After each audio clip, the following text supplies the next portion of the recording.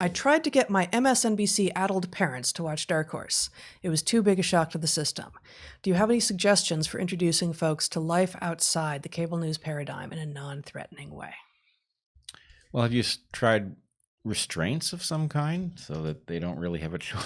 I don't know. That's a terrible answer. It's a terrible answer. Yeah, it's a terrible answer. No, you know the people you're trying to persuade, and the problem is. Well, but can we think of any texts, movies? If this is too much for them, yeah.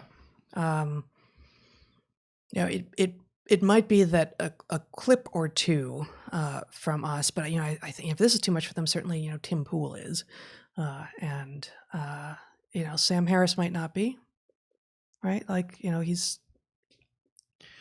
Well, I mean, I'm gonna go hardline on this. Do it. I think the answer is you're talking about your people and figuring out how to get your people to wake up to the fact that certain stuff that they have become convinced of is nonsense and that it is serving to keep them imprisoned in a extractive paradigm that is parasitizing them.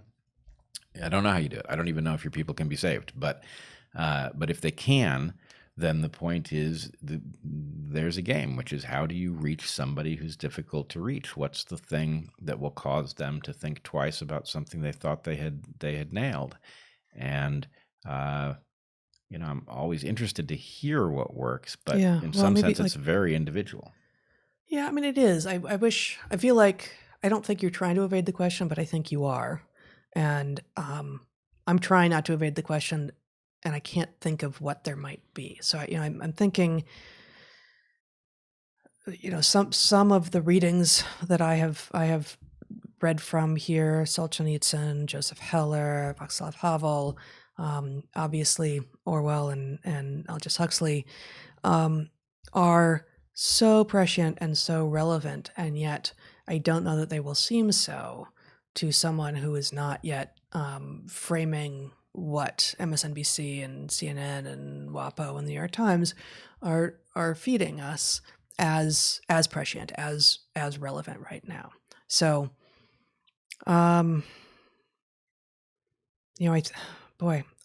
All right, I take back my answer. Okay, you don't have to take it back. I'm looking for some additional text. I mean, I get one thing is not all of them, but Megan Daum has a new podcast, Blocked and Reported, and it's across the board. No, I'm sorry. It's called The Unspeakable Podcast. Blocked and Reported is Katie and Jesse, which I wouldn't recommend in this case. I don't think that's the right thing. But Megan Daum's podcast is new, and not all of them would be relevant here. But she's got an interview, for instance, with a psychologist who specifically works on with and on police, and she's got one with a psychologist actually again who's thought a lot about the rising rates of trans in teenagers, and and just a number of them. And she is so thoughtful and careful,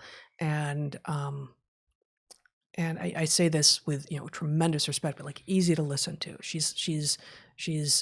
I think she has a good chance of maybe not being threatening to people who I guess are threatened by us or just can't hear what we're doing. Maybe. Yeah, I'm going to argue John McWhorter. Yeah. Jonathan Haidt. Yeah, but he doesn't. I mean, he's not. What of Jonathan Haidt's? Well, I don't know. I mean, he's certainly done plenty of stuff that you can find on YouTube. Let's see. But I mean, The Coddling of the American Mind, Haidt and Lukyanov's book from 2 years ago. And The Righteous Mind.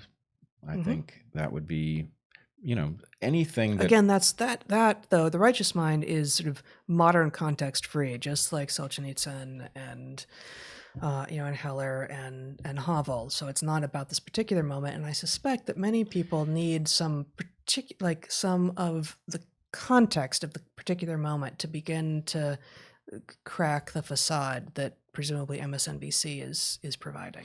Yeah, but if you, let's say, you read Righteous Mind, and then you look at what Haidt is doing in the context of this modern stuff, right? It's very hard to dismiss him, right?